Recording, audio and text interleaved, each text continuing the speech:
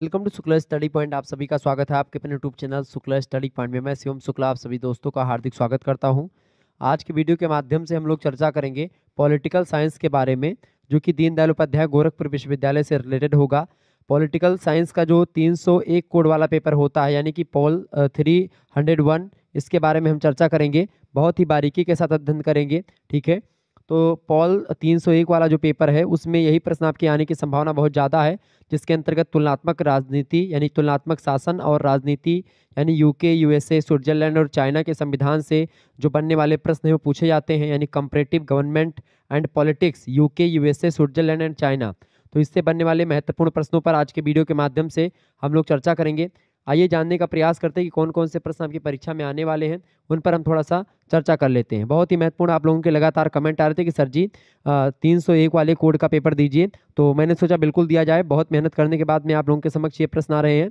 आपको बता दूं कि जो हमने ऑब्जेक्टिव टाइप के प्रश्न बताए हुए हैं ऑलरेडी, उस पर 301 या 302 ये कोड वोड नहीं लिखे हैं हम, वो भी आपके लिए महत्वपूर्ण है। तो अगर आप लोग नहीं जानते थे अभी तक कि दीनदयाल उपाध्याय गोरखपुर विश्वविद्यालय के लिए हमारी वीडियो सफिशियंट है कि नहीं, तो जो ऑब्जेक्टिव मॉडल पेपर हमने बनाए हैं, चाहे जिस भी सब्जेक्ट के आप देखेंगे, तो आपका जैसे कि 301, 302, 303 ये सब जितना भी पेपर होते हैं, सबको एक ही वीडियो में उसमें समझ आ करके मैंने आपको बता दिया है। तो चिंता करने की आपको आवश्यकता नहीं है। अगर आप कोई भी एक वीडियो हमारी मॉडल पेपर देख लेंगे ऑब्जेक्टिव वाली, और एक महासंग्राम वीडियो देख लेंगे, प्ले लिस्ट में वीडियो बड़ी पड़ी हुई है, थर्ड सेमेस्टर, फर्स्ट सेमेस्टर और फिफ्थ सेमेस्टर के सभी की, तो आप देख लीजिएगा, बहुत ही महत्वपूर्ण है वो। ठीक है, चले प्रश्न है, सैद्धांतिक रूप से ब्रिटेन में सम्राट कार्यपालिका प्रधान है, तथापि असल में कार्यपालिका शक्ति निम्नांकित में से किसमें निहित होती है? बताएं। संसद में, प्रधानमंत्री में, मंत्रिपरिषद में या स्पीकर में? फटाफट से आप बताएंगे करेक्ट आंसर इसका क्या हो जाएगा। बहुत ही जबरदस्त प्रश्न है। सैद्धांतिक रूप से ब्रिटेन में सम्राट कौन होता है? कार्यपालिका, मतलब कि सम्राट जो है वो कार्यपालिका का प्रधान होता है, लेकिन असल में कार्यपालिका शक्ति का जो वास्तविक अध्यक्ष होता है या जो निर्वहन करता है वो होता है मंत्रिपरिषद जो होती है, वो कार्यपालिका की प्रधान होती है। ऑप्शन नंबर इसका सा करेक्ट आंसर हो जाएगा। जिस तरीके से ब्रिटेन में सारी व्यवस्था है उस तरीके से भारत में, जैसे ब्रिटेन में सम्राट का ओहदा होता है, सम्राट का दर्जा होता है, ऐसे भारत में राष्ट्रपति का दर्जा होता है। क्लियर? तो इसका करेक्ट आंसर हो जाए सा। मंत्रिपरिषद के जो मंत्री होते हैं वो सब मिल करके प्रधानमंत्री का निर्माण करते हैं। क्लियर? सी ऑप्शन इसका करेक्ट आंसर, मंत्रिपरिषद इज राइट आंसर। अगला क्वेश्चन आपकी स्क्रीन पर आ चुका है। ब्रिटेन में प्रधानमंत्री पद निम्नांकित में से कब अस्तित्व में आया? ब्रिटेन में प्रधानमंत्री पद जो है कब अस्तित्व में आया? फटाफट से आप बताएंगे। 1878 बिल्कुल करेक्ट आंसर होगा। Option number C is right answer. आगे देखेंगे, अगला क्वेश्चन है, ब्रिटेन में यह परंपरा कब से पड़ी कि प्रधानमंत्री सिर्फ कॉमन्स सभा का सदस्य होगा? 1688, 1885, 1912 या 1902? करेक्ट आंसर क्या होगा? ब्रिटेन में यह परंपरा कब से पड़ी कि प्रधानमंत्री सिर्फ कॉमन्स सभा का सदस्य होगा? ये धारणा जो चली है 1902 से चली। ऑप्शन नंबर इसका डी करेक्ट आंसर होगा। अगला क्वेश्चन आप देखेंगे, ब्रिटेन में निम्नांकित में से कौन सा पद कानून के ऊपर है? सम्राट का, प्रधानमंत्री का, स्पीकर का या लॉर्ड चांसलर का? बताएं। Lord chancellor first. Correct answer इसका क्या हो जाएगा? फटाफट से आप बताएं। नहीं, लॉर्ड चांसलर ये फर्स्ट नहीं है, ये पूर्ण विराम है। बताएं करेक्ट आंसर क्या हो जाएगा। ब्रिटेन में निम्नांकित में से कौन सा पद कानून के ऊपर है? इनमें से तो कौन सा पद है? सम्राट का पद जो है कानून से ऊपर है। ऑप्शन नंबर इसका करेक्ट आंसर होगा। अगला प्रश्न है, वर्तमान में ब्रिटेन का सम्राट निम्नांकित में से कौन है? देखिए वर्तमान में जो है कौन है, बताएं फटाफट से। हेनरी तृतीय, एलिजाबेथ या विक्टोरिया या किंग्स चार्ल्स तृतीय? करेक्ट आंसर क्या हो जाएगा इसका? इसका करेक्ट आंसर क्या हो जाएगा? वर्तमान में ब्रिटेन का सम्राट जो है वो किंग्स चार्ल्स द्वितीय। ऑप्शन नंबर इसका बी करेक्ट आंसर हो जाएगा। बा ऑप्शन इज राइट आंसर। आगे देखिएगा, अगला क्वेश्चन आपकी स्क्रीन पर आ चुका है। धन विधेयक किसकी पूर्व स्वीकृति मिलने के बाद संसद में प्रस्तुत किया जा सकता है? बताएं। धन विधेयक किसकी पूर्व स्वीकृति मिलने के बाद ही संसद में प्रस्तुत किया जा सकता है? तो बताएं, राजा रानी या प्रधानमंत्री या वित्त मंत्री या स्पीकर? करेक्ट आंसर क्या हो जाएगा? धन विधेयक जो है वो किसकी पूर्व स्वीकृति मिलने के बाद ही संसद में प्रस्तुत किया जाता है? तो इसका करेक्ट आंसर हो जाएगा राजा या रानी। Option number A correct answer हो जाएगा। अगला प्रश्न आपकी स्क्रीन पर आ चुका है, अपने विधायी कर्तव्यों को निभाना तो दूर रहा, लॉर्ड सभा में आने तक का कष्ट नहीं उठाते हैं, कौन? उक्त कथन निम्नांकित में से किसका है? अपने विधायी कर्तव्यों को निभाना तो दूर रहा, लॉर्ड सभा, मतलब कि लॉर्ड सभा में आने तक का कष्ट नहीं उठाते हैं, यह कथन किसका है? यह कथन किस विद्वान ने कहा था? यह कथन कहा था जी एम कार्टर ने। ऑप्शन नंबर बा करेक्ट आंसर होगा। अगला प्रश्न, निम्नांकित में से किस विद्वान ने स्पीकर को कॉमन सभा में सबसे विचित्र व्यक्ति माना है? तो स्पीकर को कॉमन सभा में सबसे विचित्र व्यक्ति माना है किसने, किस विद्वान ने? तो वो है मुनरो। ऑप्शन नंबर इसका सा करेक्ट आंसर हो जाएगा। आगे देखिएगा, अगला क्वेश्चन आपकी स्क्रीन पर आ चुका है। इंपॉर्टेंट प्रश्न है परीक्षा की दृष्टि से आपके, फटाफट से आप देखेंगे। वीडियो को लाइक और चैनल को सब्सक्राइब करते रहिएगा। प्रश्न आपकी स्क्रीन पर आ चुका है, इतिहास में प्रायः किस शताब्दी से किस सदी तक उपनिवेशवाद का काल रहा था, बताएं। तो उपनिवेशवाद का काल जो रहा है इतिहास में, वो रहा है आपका 15वीं शताब्दी से लेकर के 20वीं शताब्दी तक। ऑप्शन नंबर इसका द करेक्ट आंसर हो जाएगा।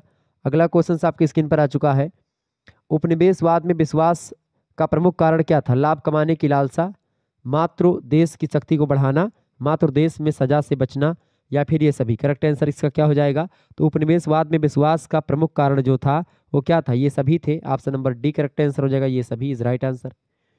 वास्तविकता में उपनिवेशवाद का अर्थ क्या है? आधिपत्य या विस्थापन और मृत्यु, या युक्त दोनों, या इनमें से कोई नहीं। तो वास्तविकता में उपनिवेशवाद का अर्थ जो है वो है आधिपत्य, आधिपत्य और विस्थापन एवं मृत्यु। Option number C correct answer हो जाएगा। C option is right answer, उक्त दोनों। नेक्स्ट प्रश्न, हिंद महासागर में प्रमुख फ्रांसीसी उपनिवेश था?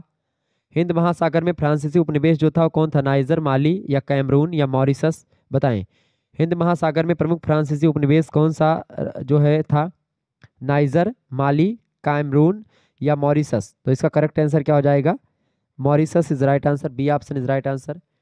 अगला प्रश्न है, भारत में ब्रिटिश उपनिवेशवाद की स्थापना निम्नांकित में से किस वर्ष मानी जाती है? 1757, 1813, 1857, या 1947।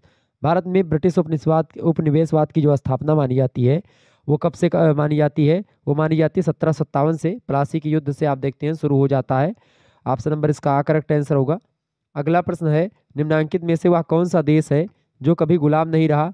देखिए, अमेरिका गुलाम रहा है, ठीक है, तो ये नहीं होगा। चाइना भी गुलाम रहा है, नेपाल जो है वो गुलाम नहीं रहा है। तो करेक्ट आंसर इसका सी हो जाएगा, छठे का, सॉरी इसका सी ऑप्शन। निम्नांकित में से कौन सा देश गुलाम नहीं रहा? तो नेपाल गुलाम नहीं रहा, C option is right answer. अगला प्रश्न है, जिन देशों में उपनिवेश बनाए, मतलब कि उपनिवेश बनाए उनमें शामिल नहीं था।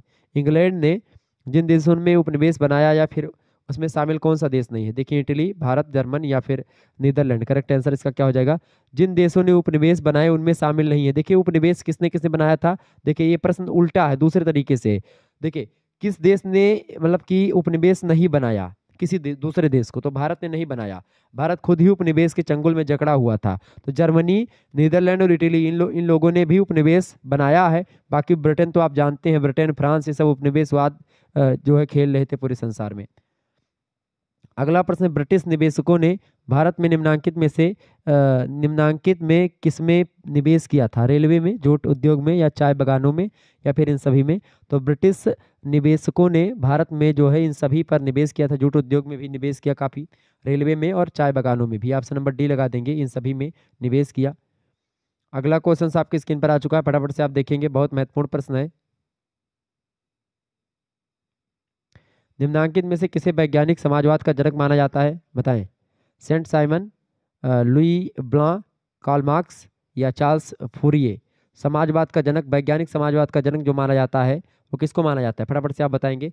वैज्ञानिक समाजवाद का जनक जो है वो कार्ल मार्क्स हैं। ऑप्शन नंबर इसका सी करेक्ट आंसर हो जाएगा, Karl Marx is right answer, Karl Marx is right answer. अगला क्वेश्चन आप देखेंगे, अगला प्रश्न आपकी स्क्रीन पर आ चुका है, फटाफट से आप देखेंगे। अगला प्रश्न है क्या? अगला प्रश्न आपको दिया गया है, निम्नांकित में से कौन रूस का प्रथम समाजवादी था? बताएं।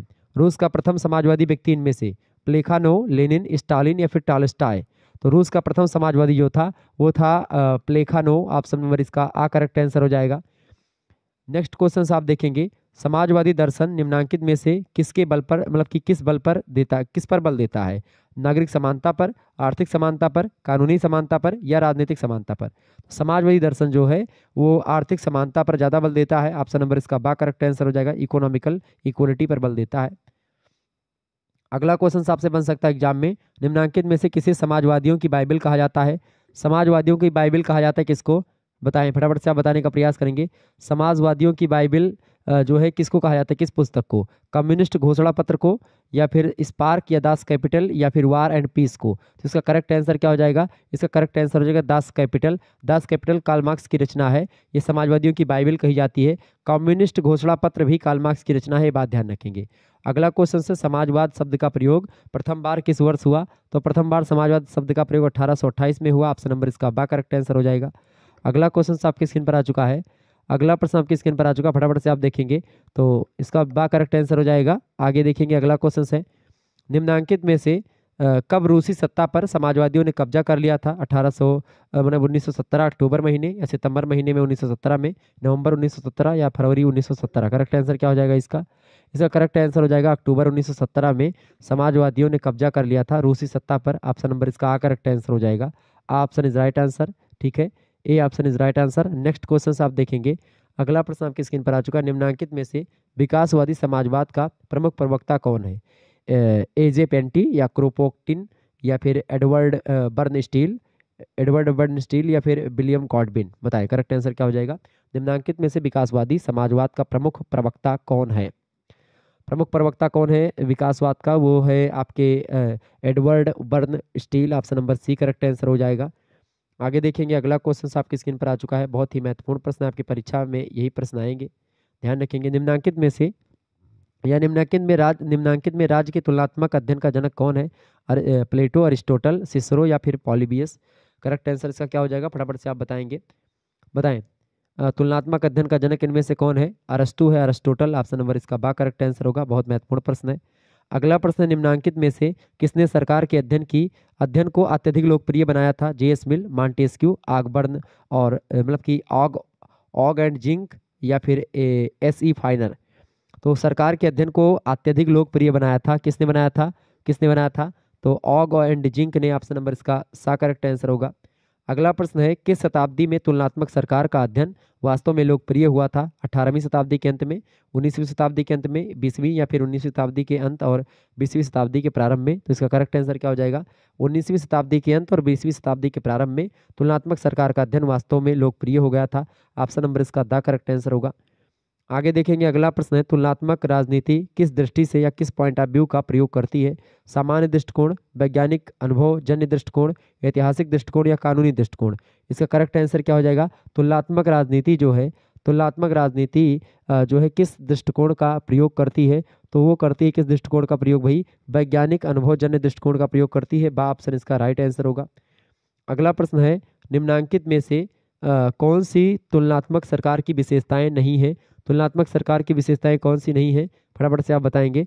देखिए, तुलनात्मक सरकार की विशेषताएं नहीं है, आपसे पूछा गया है, तुलनात्मक सरकार की विशेषताएं नहीं है। देखिए, अंतः विषय फोकस, बुनियादी ढांचे के अध्ययन पर जोर, राजनीति के अध्ययन में वस्तुनिष्ठता, ये सब तुलनात्मक सरकार की विशेषताएं नहीं है। ऑप्शन नंबर डी लगा देंगे, उपरोक्त तो सभी विशेषताएं नहीं है। अगला प्रश्न आपकी स्क्रीन पर आ चुका है, शेयर करेंगे सभी लोग वीडियो को सभी दोस्तों के पास अपने। देखें प्रश्न क्या है, प्रश्न आपकी स्क्रीन पर आ चुका, फटाफट से आप देखेंगे, इंपॉर्टेंट प्रश्न परीक्षा की दृष्टि से आपके ध्यान रखेंगे। चलें बताएं, प्रश्न इंपॉर्टेंट है आपकी परीक्षा की दृष्टि से और ऐसे ही प्रश्न आपकी परीक्षा में आते हैं।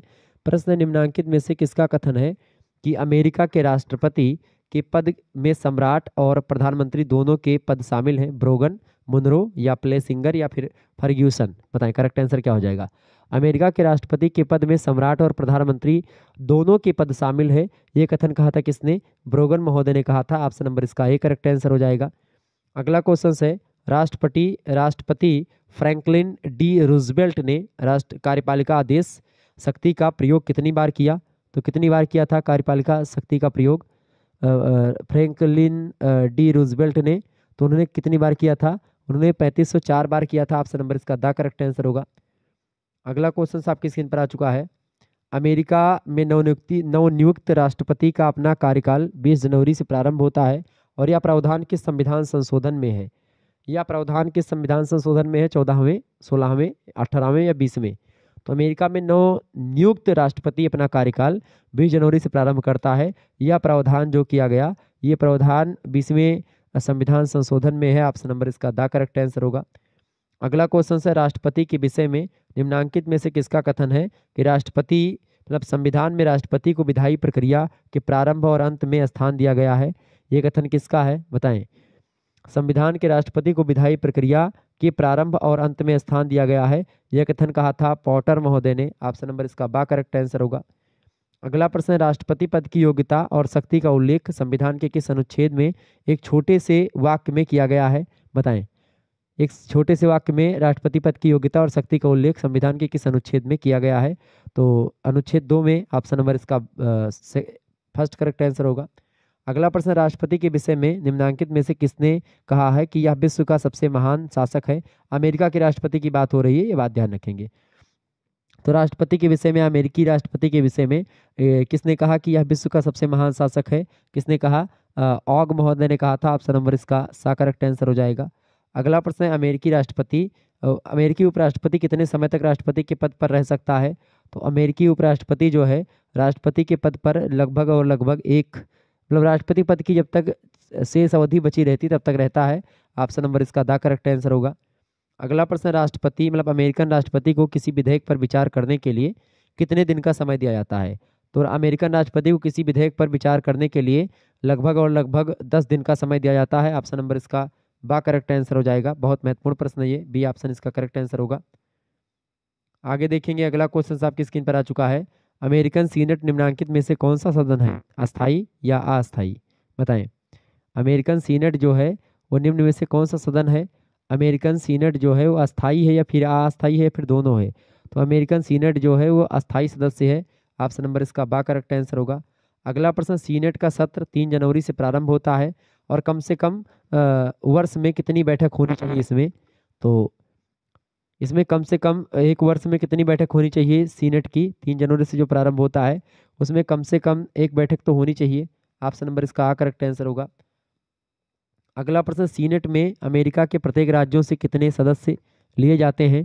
तो सीनेट में अमेरिका के प्रत्येक राज्यों से कितने लिए जाते हैं, 2 सदस्य लिए जाते हैं। ऑप्शन नंबर इसका आ करेक्ट आंसर होगा।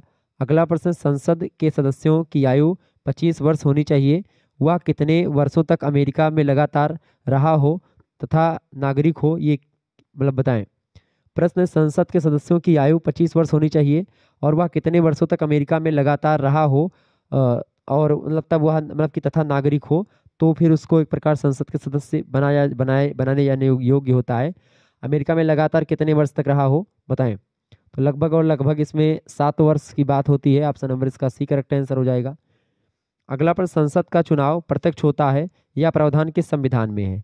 संसद का चुनाव प्रत्यक्ष होता है यह प्रावधान किस संविधान संशोधन में है। तो यह जो है 14वें संविधान संशोधन में है। ऑप्शन नंबर इसका बा करेक्ट आंसर होगा। अगला प्रश्न है, संविधान की बैठक एक निश्चित तिथि 3 जनवरी से प्रारंभ होती है, यह प्रावधान किस संशोधन में है। तो यह प्रावधान किस संशोधन में है, यह प्रावधान आपका किस संशोधन में है। संसद की बैठक एक निश्चित तिथि 3 जनवरी से प्रारंभ होती है, यह प्रावधान किस संविधान संशोधन में है। तो यह 20वें संविधान संशोधन में। ऑप्शन नंबर इसका सा करेक्ट आंसर हो जाएगा। C option is right answer. ठीक है, सी ऑप्शन में दिया 20वें संविधान संशोधन करेक्ट आंसर हो जाएगा। ओके,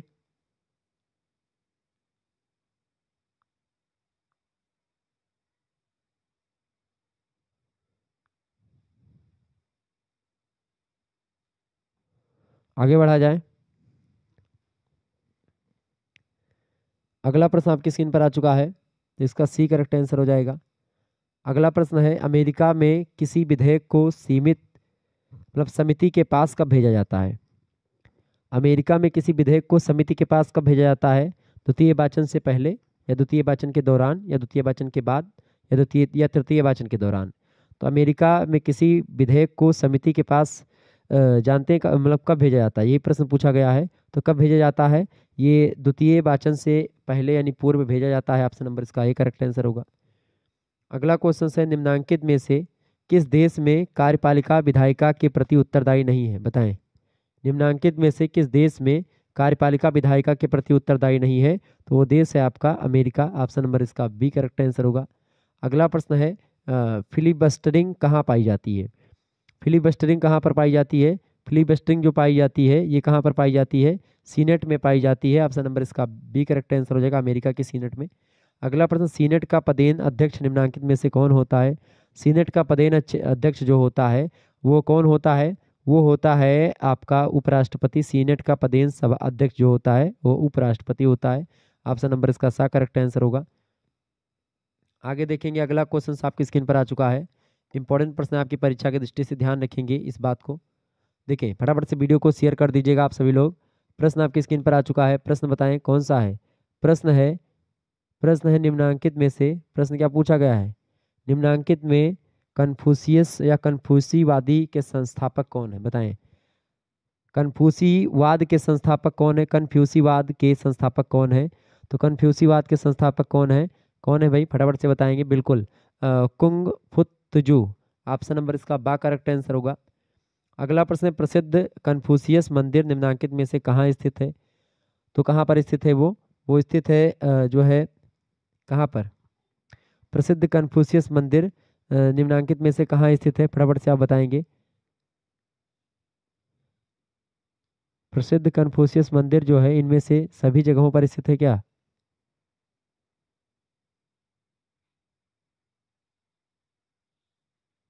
बताइए। तो इसका करेक्ट आंसर होगा सियोन, जियान सुई और बीजिंग। ऑप्शन नंबर डी लगा देंगे उक्त सभी में। अगला क्वेश्चन आपकी स्क्रीन पर आ चुका है।